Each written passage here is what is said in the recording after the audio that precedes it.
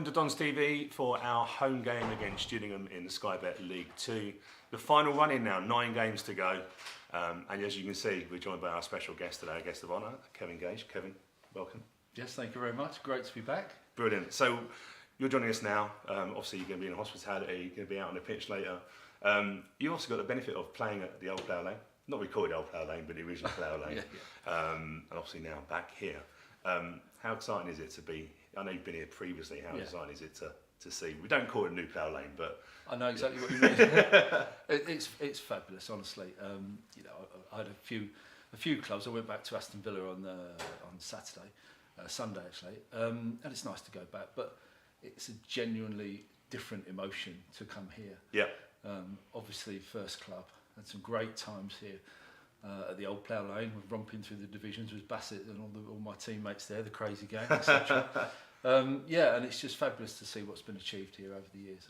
I've got all the books at home. I've got Show Me the Way to Plough Lane by Jordan and Eric's book all together now and all that, and the Crazy Gang book. So yeah, I read a lot of the stuff. I know about it. Watch the playoff game to get you back into the Football League with Luton on the telly. You were with a good group of mates in Sheffield, and then was at the playoff final against Plymouth, wasn't it, at Wembley? Right. And wherever that was. Yeah. So it's just brilliant. Yeah, and it's great to be back. Really is. It's interesting because I noticed on your social media you were mentioning that you've been back to 2 former clubs. And the results hadn't gone too well, so I was going to mention that. Was it a 6-0 reverse Sheffield United, wasn't it? I'm basically a Sheffield United fan these days because I live up there and I've been working for the club for the past 15, 20 years or so. So yeah, I go back to Sheffield United every single home game. So I was just mentioning that the last 2 home games of my ex-clubs, which is Sheffield United and Villa, 6-0 defeat for United and 4-0 defeat against all the odds at Villa on Sunday against Spurs. So yeah, hopefully third time lucky tonight. Yeah, well the good news is Gillingham don't concede many. We've got one of the lowest goals against, so I think it's going to be a tight game tonight anyway on that side of it. So going back to your Wimbledon career, obviously coming through the ranks, debut just after 17. What was it like? We've had Dave Bassett here and Dave Besson and Alan Cork, and they've all talked about the crazy game. Now you obviously started right at the start, coming through the academy. How was that? Yeah, it was a normal upbringing, to be honest, if that's the right word. When I was 16, 17, I was an apprentice, coming through. Bassett had only just taken over from Dario Gradi. And in his first season, we actually got relegated. I was a 17-year-old in my first full season, in and out the side. So it was only in the second season, of Bassett's second season, so whatever it was, 82, 83 maybe, that we started to get some momentum going and things started to pick up. And as for the Crazy Gang stuff, I just happened to be one of the younger members of just a fantastic group of young professional footballers, young kids, young lads, young men, who all got on really well together and went out together. The older ones kind of got joined in with it, whether they liked it or not. And Bassett got a fantastic team spirit together and encouraged some of the antics, let's be honest, and he joined in as well. And it just went from there, and we just were a group of young lads, good at football obviously, good team spirit, a good system of play, a good manager, some good coaches, good staff, and we just kept on a roll. And obviously ended up in the old First Division in 1986, wasn't it? 7 years at the club, was it? Over 150 appearances. For myself, it went great. I was privileged to be able to look back on that time in my career and just had a fantastic time. The football was good, but just growing up in that environment with that atmosphere and being part of such a special time in any club's era, but that one was especially good. So obviously you coming through the youth team and as a young 17-year-old, did the then Crazy Gang look after you, take you under your wing, or joking? Was it a very much like live and learn, sink or swim? I was probably the youngest in the squad for a long time. Andy Sayer came along, I think, a couple of years after me. But it was just thrust into the first team environment. I went from apprentice playing with the youth team and the reserves to Gage, you're in the first team squad. So I made my debut end of that season. I was actually on the bench for a game at home to Doncaster in about the February, March of that season when we drew 0-0, but I didn't get on. And that was in the days it was only one sub, not like the 10 subs they have these days. So I could have made a debut had I been needed at 16. She's like 16 and a half. And just brilliant. And I was, as I say, I've already said, I was just fortunate to be part of a team and a squad of players that were on the up and up. I could have started at, let's say Orient or Aldershot, something like that, and just been, one of a group of players. Whether I made it into the first division on my own steam, I don't know. But I just happened to make it with Wimbledon. It's interesting you say about the one sub. So, saying getting on the bench as a 16-year-old, that's actually quite a massive thing. Because there's only one position, wasn't there? Yeah. What was it like as being a sub? Because obviously, did you go and warm up? Because obviously, I've always, when I first started going back in '99, I think it was 2 subs, 3 subs, I think. But I'm always interested with one sub of how were they used? Was it? Do you know what I mean? It's a totally different ball game, wasn't it? Yeah, I don't know why it was one sub for so long. To be honest, you'd have thought they'd have changed it years before. But from my personal point of view, or the managerial aspect, maybe. I could play in a variety of different positions. I was a midfielder when I first came to Wimbledon, so I could play kind of anywhere across the midfield. I'm assuming he could have put me at right back or something, although I never even played right back until a couple of seasons after that debut. It's just you have to get on with it. And usually, if when there was only one sub, I would be brought on and someone else would maybe change the team around a bit. But it's just the way it went. So I suppose it helps being a sub, being versatile. In terms of that side of it. Yeah. So going back to the current day, you say you saw us at Plymouth and that sort of side. You kept an eye on what's been happening in this season? Yeah, I mean, I'll be honest, I'm not just saying it because I'm here for effect, but generally the first result I look for usually is, 2 results. Chesterfield, which is just down the road from me, and they're in the National League, and got good mates who go, and then Wimbledon. So if I'm watching Sky Saturday or something at home and Wimbledon have let a goal in, it'll be me going under my breath. It's generally one of the 2 results I look for first, and of course I follow the team. Wish them all the best, and a bit of my heart will always be here. Brilliant. So we go into the final 9 games now. Wimbledon just outside the playoffs. Been around that all season. It's quite a tough league. Obviously, I know you're biased in terms of that, but it's probably not a bad position to be in terms of just outside the playoffs, especially with the final running. Well, you just want a bit of momentum, don't you? Yeah. 2 great results, in the past 2 games, and if you can just get the confidence going, which I'm sure they will have and have anyway, just get that momentum going, keep it tight at the back. Don't let many goals in anyway. Yeah. And just try not to get beat, because even I'm not going to say draw today, but you don't want to lose too much ground on the opposition. So just nick points here, there, and I mean, it goes without saying that any Wimbledon team's going to work hard and run about and do all the things you expect of a Wimbledon team and any professional football team. But just keep the ball rolling. You never know what might happen towards the end of the season. Have you seen a game under the lights yet at Plough Lane? Yeah, I was here. So you've experienced that? Yeah, I was here with my dad about 2 years ago, I think, maybe 2 years ago. Yeah. Which was my first visit, which was great. Yeah. So I did the museum tour and all the other bits and bobs. So yeah, look, I haven't been all to the hospitality lounges, which I think we're going to do today. Yeah, definitely. So it'd be good to see the whole ground. I've got a mini tour previously, but I've got a bit more time now. So I'm looking forward to the whole evening. Brilliant. Well, look, thanks for joining us. Before I let you go, I've got to get a prediction. What are you thinking today? Yeah, tight game, as you said. Both teams don't give too much away. So let's go 2-0. Victory, obviously. Yeah, that'll do. But thank you for joining us. Pleasure. Hello and welcome to Dons TV. Ahead of today's massive fixture here in League 2 against Gillingham. Massive 6-pointer for the playoffs. Joined to my right by Reese. Welcome. Thank you. Another day at Plough Lane. It just feels like we're here all the time, I'm doesn't it? excited for this one. I don't know. It's going to be a tight contest. It's always a good game against Gillingham. I mean, it's low scoring, but it's close. And anyone can grab it today, and it's a big game for both clubs. If we win, go in the playoffs, and if we lose, we can go further away from it. So yeah. Yeah, it's so tight around that league as well. There we go. Sorry, there's a lady off camera shouting. Always unhelpful. Obviously the league is so tight at the moment. This is going to be a massive 3 points for us if we can get the win today. Let's get some team needs up there on screen. It's unchanged apart from a double attacking swap. John Kamani Gordon and Ronan Curtis in for James Tilley and Josh Kelly. Look, there you go, it's on screen there. Beautifully designed by Stuart Deakins. I think it works very well. I'm not sure about maybe the attacking formation wise, but I think it will be sort of Omar Bugil causing trouble in and around that, in behind or just in front of the two new additions today, obviously John Kimani-Gordon and Ronan Curtis. But there's that team in full. Alex Bass in goal, back three of Lee Brown, John Joe O'Toole and Kofi Barmer. Left wing back Jack Curry, right wing back Josh Nerfill. A midfield three will go with Jake Reeves, Armani Listle and Ronan Curtis, and then Omar Bugil and John Kimani-Gordon just ahead of them. It's an interesting one, isn't it? Yeah. I mean, Kelly's been dropped. I don't know. Obviously, he hasn't scored yet, but I think he's been bright. He's been trying to get into the right positions, which is good. Maybe it's just getting the right pass over to him. Obviously, he got in behind twice against Barrow, didn't score, but I think the goalkeeper had a really good couple of saves there.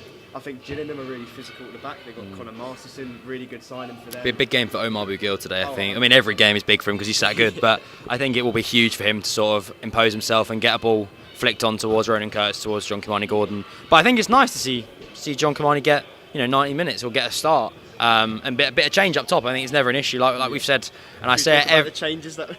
Yeah, I say it every week. It's nice to have squad depth, and it's good to see that. And obviously that bench there is Nick Zanev, Harry Pell, Josh Davison, Josh Kelly, James Ball, Aaron Sassu, and Isaac Ogundere. Very good options on the bench. Incredible, and we've got options across sort of the whole pitch as well, which is always really good. Yeah. But yeah, I'm looking forward to tonight. It's just Plough Lane Tuesday nights, phenomenal. Have to be honest, absolutely phenomenal. What do you think is going to happen? It's a tough one. Wow. We're both low scoring, Yeah. but we're both sort of. I mean, we've got the best keeper in the division, so, and I've said that many a time, and I'll happily keep saying that. I think it's going to be a good game. I think it'll show a lot of quality. We'll have a Gillingham fan on very shortly from Jules in the Blood TV, and we have two Gillingham fans on today, and we'll have them on to give us the rundown of Gillingham, because funnily enough, we're not experts on Gillingham, but we are relatively in the know for Wimbledon, so that's always handy. You were at Notts County on Saturday. I unfortunately was not. What an occasion it seemed like. It was brilliant. The away fans were brilliant. I thought we really battled hard. To be honest, it could have gone either way. Macaulay Langstaff had a massive chance in the second half, pretty much missed an open goal, so it easily could have gone over the other way. Pretty much a smash and grab. Maybe not the best performance, but you need those type of performances if you want to get in the playoffs. Last 10 games of the season, without using another football cliche, it is the business end of the season, and these sort of 3 points will pick up massively. We've dropped points recently where we maybe have been unlucky to not get a win. So I don't want to jinx anything, but when you look at the last 3 games, haven't conceded a goal. Sorry, Stu. we're getting. We have to say these stats. We haven't conceded a goal in the last 3 games. We haven't. 3 clean sheets in a row for Alex Bass, and what is arguably a makeshift back three, but is working pretty well. Exactly. However, we'll jump into some highlights. We'll go into our game against Grimsby Town last time out of Plough Lane.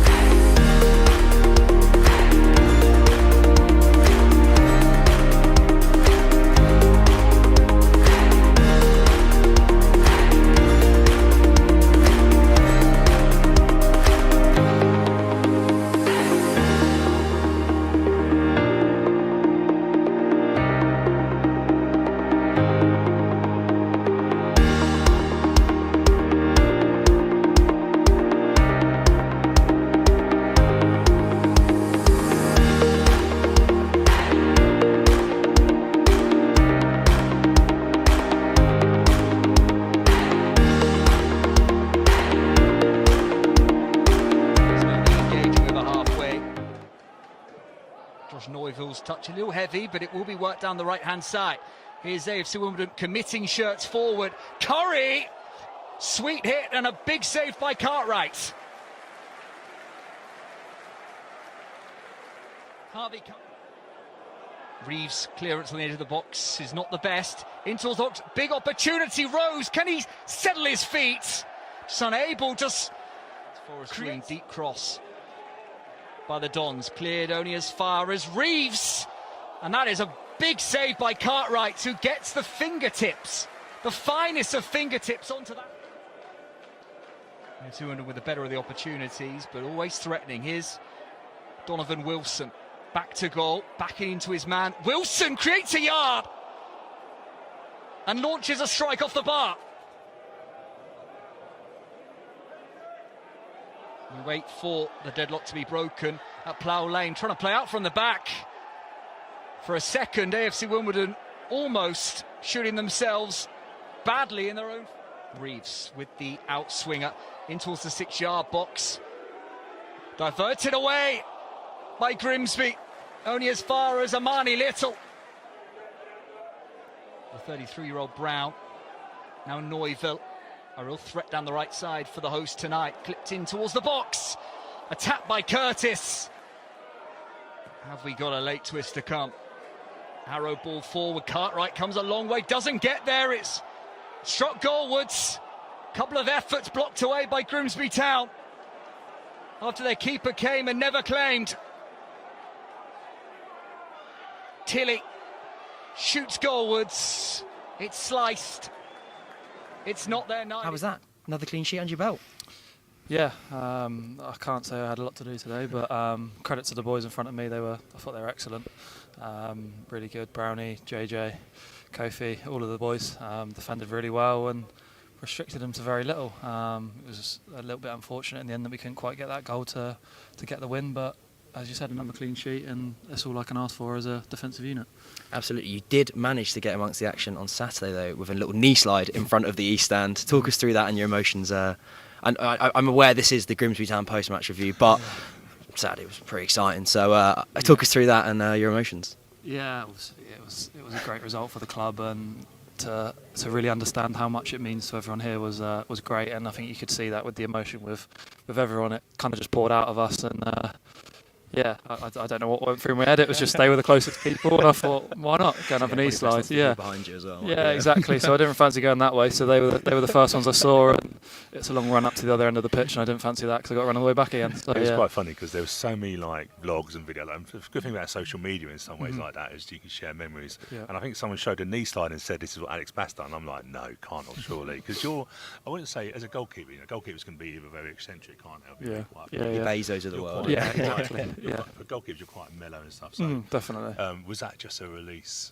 Because I imagine it's been a tough week in the lead up to it. Cause it's never a nice game in terms of the build up and aspect so much. Or was that more like a release at that point as well? Yeah, I think it's just the way we won it, the game, the magnitude of the result, just everything kind of boiled to the surface. And sometimes to be honest, I can't even remember what I was doing. It's just one of those. I saw those people and thought, yeah, I'll go and celebrate over there because the goal's down the other end, so those boys are going to celebrate somehow. So I thought, I'll go and celebrate them. But yeah, as I said, it was a great result for the club, and we looked to build on it, and we take another point again tonight. And as you said, we're just hopefully going to try and get a run going now, and look forward to towards the end of the season. I think it's 10 to go now, so win as many as possible. Yeah. It's a point closer. Obviously, we came here to win tonight. That was what we wanted from the game. That was the plan. But it's never that simple, especially against an opponent that's obviously fighting for their lives at the other end of the division, and they made it difficult. And they're scrapping, to be fair to them, and they made it a difficult night's work. And we wasn't at our best. We certainly wasn't at our best, but still felt we had the better moments. But it's a game, if you're not right when you're attacking, you can go and get beat as well. So it was important that we didn't lose, obviously, but we wanted to win that game. But like I say, another point on the board, a point closer. So we just need to keep trying to rack them up.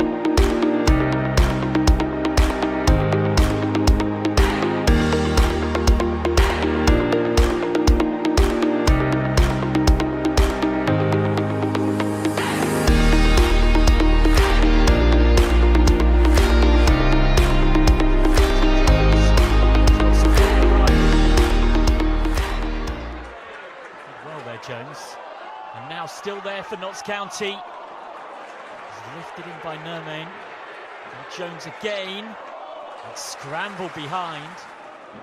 Could be Jones. Will be Jones round the wall and almost curling into that far corner. Out of sync with a season where they've tended to be particularly stronger at home than on their travels. Foul on Omar Bugil, who wants to take it quickly and then eventually does manage to thread it through. All sorts of danger here for the home side. Slocum gathers. Taking a shot and not letting that go. Nermain. It's the 1-2. Lovely move this, and hooked over the bar. Not quite a 24th in the league this season. We'll see what the second half brings. It's a beautiful ball in behind. Is there a finish to it? Not quite off the post. Oh, how close. The side of Christmas when they won 2-1 at Crawley way back on the 22nd of December. They're under pressure here, Jones. Goes down, nothing given, and then driven into the gloves of Gus. 7 away games for AFC Wimbledon, coming to this one, of course, 4 points above Notts County in the table. Swerver from distance. Met an ankle high, though. Actually do that. Long throw time for AFC Wimbledon. Flicked on, oh, it's gone in! Just inside the last 10 minutes. AFC Wimbledon lead.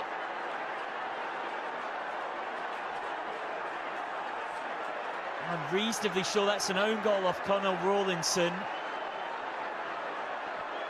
There's multiple different visiting players being congratulated. If you watch Rawlinson here, the flick comes off the substitute for Notts County, number 5. Most unfortunate for him. AFC Wimbledon will be all too happy. Kind of goal that might reignite a playoff charge. Will certainly help to do so.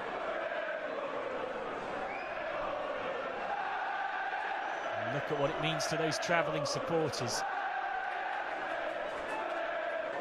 And then set wide. Midfield.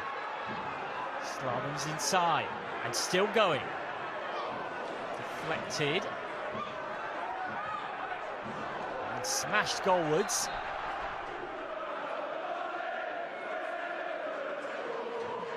Just to take, floats one up towards that far post where Kathy Palmer's there.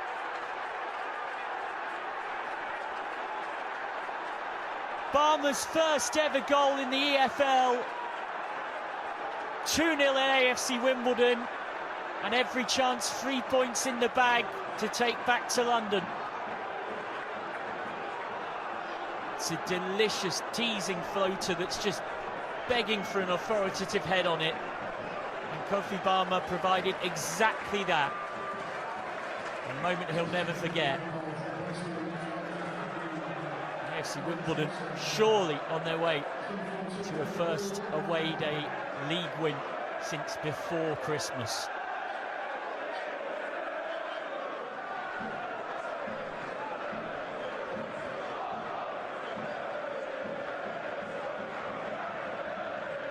With little time to find something. Crowley, exactly aside, short of goals and creativity. They've created something there that almost does get them one back. Yeah, we knew how tough it was going to be today. Style of football that they play, and obviously playing with our new system that we've been playing, gave us a real good chance in the game as long as we could stay in it and be resolute and really frustrate them, and then hopefully have a few moments of quality, and that's what happened today. We had to get through a hell of a lot of defensive work. That's 3 successive clean sheets, 14 for the season now. Yeah, really good. Absolute credit to the boys that have almost been thrown into a new system as well. With John Joe, obviously he can play centre half, but he's mainly a midfielder, and he looked like an absolute rock for the last 3 games. He's been incredible. To not play and then come in and do what he's doing is a real big credit to him. Obviously Brownie then filling in as well in the back 3. Well, he's naturally a left back. I think he's been amazing, and we look solid. So it's a good foundation for everyone else to be able to build off. classic away day performance. Go and take it at the end there. Yeah, like we said, we needed to be resolute, we needed to frustrate them, we needed to be really aggressive when we press, aggressive in our defensive shape when they have ball, and not get too frustrated. Obviously, like I said, they play a really, really expansive brand of football, which is lovely on the eye, but you have to be switched on at every single time someone takes a touch, every single time someone makes a pass. And we did that today. And then, like I said, obviously we know Kofi's got that long throw, and it's been causing carnage, but we haven't really been getting first contacts on the ball, and obviously today we caused a little bit of uproar and own goal. And second one, Ronan comes on, he does what he does. We know he's got quality on the ball, good little block on the keeper, and obviously Balmer with his close a gap on the playoffs to 1 point. How do you sum up that victory today? I thought it was brilliant win. Really, really good away performance. The discipline that the lads showed, the hard work, the desire to get the job done was outstanding, to be honest. We came with a game plan. We knew they were a good side. We knew we'd have to have periods where we don't have the ball, but I think we controlled the game without the ball. And then obviously when we had our moments to counter-attack and set pieces, we looked a real threat. So as far as away performances go, it's really, really good. There we go, highlights there from our last two fixtures against Grimsby and Notts County. We're now joined by Matt from Jewels in the Blood TV. Welcome. Evening, how are you? Good, thank you. Good. Good. How is it being at Plough Lane on a Tuesday night? You excited? Asked me in 2 hours. You got a good following coming down as well? Yeah, I think we bought about, I know we sold over 1,000 and that was before yesterday, so I'd imagine with what's been bought on the night, hopefully over 1,100. So yeah, we've been good. We've had good following all season, which obviously is bred from being all right. Yeah. So and it's a massive game, sign. Isn't it? We can't dress it up any other way. It's 8. However, it does always seem that Wimbledon versus Gillingham is on a Tuesday night. Always. Yeah. But although I did come opening day last season, yeah. And the highlight was the sun was out. I think it was awful. So I think that was about our only highlight of the season. I think we both peaked really early, didn't we? So we'll jump into some team news shortly. But do you think sort of the big away followings and stuff now is partly because of obviously the Gallantons coming in and things seem to be quite good at the moment at the club? Yeah, I think so. Yeah. I mean, they made they did small things to start with that made big gains quite quickly, and it's grown from there and it's snowballed. And of course, if your football team's winning more than it's losing, then people want to come and watch a bit more. Like first half of last season, we scored 6 goals in 23 games. It was beyond awful. So yeah, it's the balance of trying to say, look where we were a year ago, but we still need to push on and we still want to improve. And of course, we'd be disappointed now if we didn't make the top 7. But there's a lot of fan bases and a lot of teams that are going to be disappointed come May, because it's a ridiculous race, isn't it? I think down to about 14th or 15th. Yeah. Where do you think you end up at the end of the season, and what's like the next steps for you? In my pre-season predictions video, I said 6th. Then obviously we was winning 1-0 at the start of the season. I was convinced we were going to win the league. Then I said to Gabe Sutton about a month ago, no, we're not getting in the top 7. Then we beat Notts County, and I looked at the playoff dates. And then we've been stop-start, so I'm not really sure. So now I'm just sitting on the fence and saying I think it'll go final day. I do. I mean, we've got Walsall on the final day of the season here, and I think that could be Mansfield the week before. Yeah. But I think Walsall last game of the season could put us could be a last game. Crew at home Good Friday. We've still got to play Mansfield. We've still got to play Barrow. Still got to play Harrogate. So yeah, it's in our hands. Yeah. Still got to play you tonight, obviously. Yeah. So yeah, Mansfield away. So I've got a horrible feeling it's going to be they need 3 points to win the league. So and it'll be Tom Nichols that scores, obviously, because he left us in January to go to there. Talking of team news, there's your squad up there. Talk to us through it. How do you guys play your football? And is there any names there that Dons fans should see out and sort of be worried about? Well, we'll start with the one change from Saturday, which is Connor Mahoney comes in and replaces Ashley Naderson. With Mahoney. Oh, ridiculous! Yeah, I mean, I don't think we'd have got him if it wasn't for Neil Harris and the Millwall links at the start of the season. But so yeah, it looks like a slight tweak to the system. Maybe a 3-4-2-1 tonight. It looks like with him and Johnny Williams supporting Ollie Hawkins.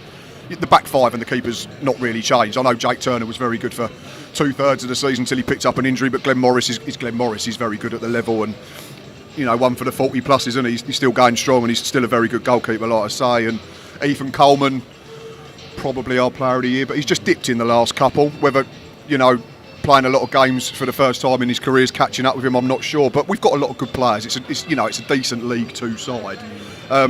I think we'll try and play if we can, but we'll equally we'll hit Ollie Hawkins as much as we can as well if the need arises. And I think it'll be quite a physical battle up against O'Toole and Lee Brown, who certainly have been round the block and know how to play the game. Yeah, John Joe O'Toole is he's been banging forms our last couple of games. The good thing about Ollie Hawkins is if you go 2-0 up, you can just chuck him back at centre back. back. Yeah. And if that's not working, we just put Connor Masterson up front because he's our top scorer in March and he's a centre back. It's ridiculous. Yeah, it's a miracle we're still in the playoffs. Consider that.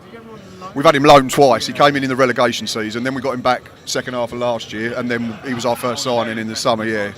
That was a good signing. He was at QPR. He was at Liverpool as a kid as well. So yeah, good pedigree, really good player.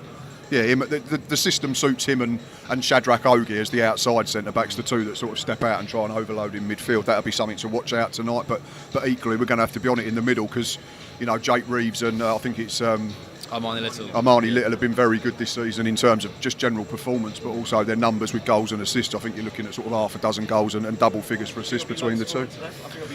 If you're a betting man, it's 0-0, isn't it? 14 against 13 clean sheets. So I'll get on 4-4 now, I suppose. It's interesting that you mentioned sort of Jake Reeves and Armani Little. They do send to sort of their workhorses, and they will rack up probably 10 kilometres, I imagine, if not 20 kilometres. I did a sort of tweet preview this morning. I said the key battle I think will be them two versus, I said Coleman versus Reeves, but equally you can probably chuck in Dieng and Little into that as well. I think the middle of the park could be hugely key tonight. How do you think that matchup will be for you guys? Because obviously we both play, say you play 3 at the back or like a 5 back with 3 centre backs. Yeah, it'd be three with possession and probably 5 if we're under the caution. We have to drop in and get compact. Do you think that sort of middle of the pitch is going to be the key area to win it? Yeah, ultimately, Ethan Coleman for me is one of the best shields in the division for his age. Timmy Dieng's been round the blocks, got promoted out of this division, but your two in there are having a good season, so it'd be an interesting. I think your two will probably be more forward thinking in terms of Reeves and Little, whereas Coleman will be the one that just naturally sits and tries to break up play, and then hopefully we can allow the technical ability of like Williams and Mahoney to get around Hawkins. Hutton will be one to watch if we can get into good crossing areas because he's from Swindon. We got him from Swindon in January. He's been unlucky. He's not actually set up a goal yet, but if it's not for better finishing and good goalkeepers who sort of turn into Manuel Neuer every week, but we all say that, don't we? What has been sort of the key thing for you guys? Obviously, I think in the league, you're not massively high scorers. We haven't been recently. We're lowest scorers in the division. Is there any trends that you've seen? Is it just been unlucky sometimes? I honestly don't know what it is. I honestly don't know what it is because this isn't just this season. This isn't just Stephen Clements. This isn't just Neil Harris. This goes back to the relegation season from League Two a couple of years ago under Steve Clements. So I don't know what cures it. It's not like we're signing people that you'd say are rubbish at the level, like Ollie Hawkins. I know he's not going to get you 20, but we have Macaulay Bonne who's been good at the level, and Tom Nichols has gone to Mansfield, who's going to win the league. I honestly don't know. When you look at the strikers you've had, in the division, you look at me and think, I want it more. We should be doing more. That's it. Yeah, we should be doing more with them. But is that them or is that creativity? I'm not sure. It's probably a bit of both, in truth. Confidence as well. Obviously, the last time we played you, it was rudely interrupted by a lack of lights, which I think did change the game. I thought it was quite even up until then, and you guys came out and wanted it more. Yeah, we did hit the post. You did hit the post. Yeah, we scored. But what was your takeaways from that game at the time? It was. I think tonight would be a carbon copy. It was like I say, it was physical. It was a battle. It was two honest teams that weren't great all the time, but they kept trying to make the right things happen. And I think we're going to see a similar encounter out here tonight, aren't we? So I think, like I say, I can't get away from that middle of the park thing. I think if whoever starts controlling that and then can get the ball to their forward players that can go and create stuff in the final third, it could ultimately come down to that. It says 0-0, doesn't it? Looking at the stats, but it's not going to be. I think if it's won by either side, it's just going to be the odd goal. Yeah, 1-0 sort of. Massive game for both teams. Oh, huge, absolutely huge. If you win, you can push further away from us. If we beat you, we can.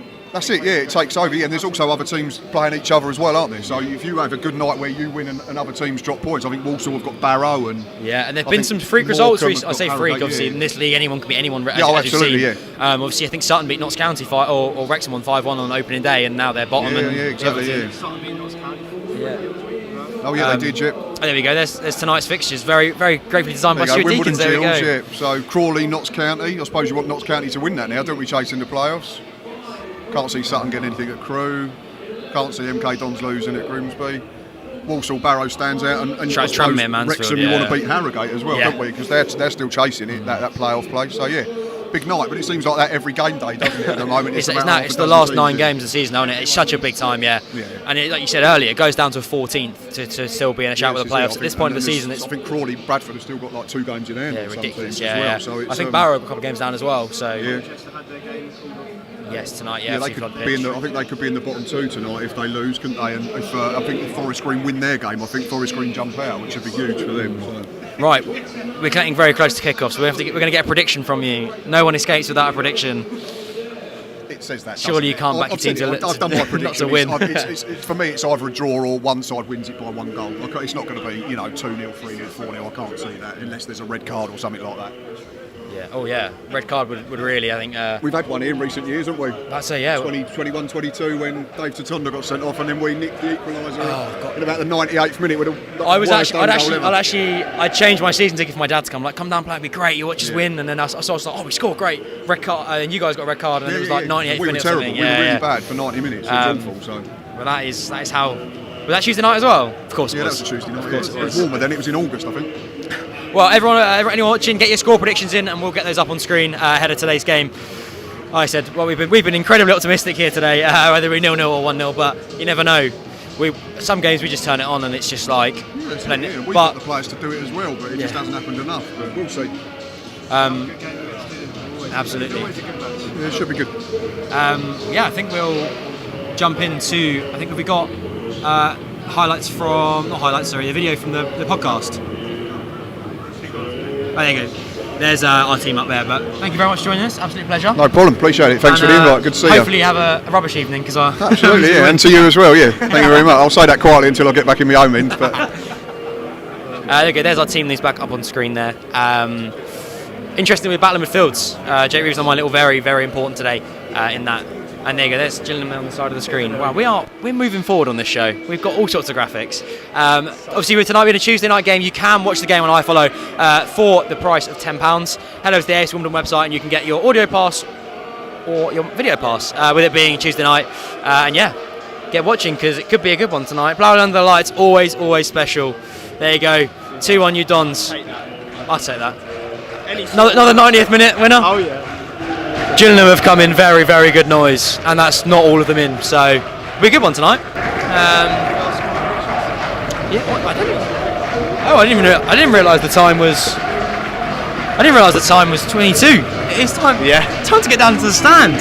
What would you think, Tom? What do you think? I back Alex Bass to keep clean sheet because he's, as I said earlier, and let's say every show, he's the best keeper in the division until he proves that wrong if he does. Has he got the top clean sheets now? He does 14, yes. And he will have 15 tonight.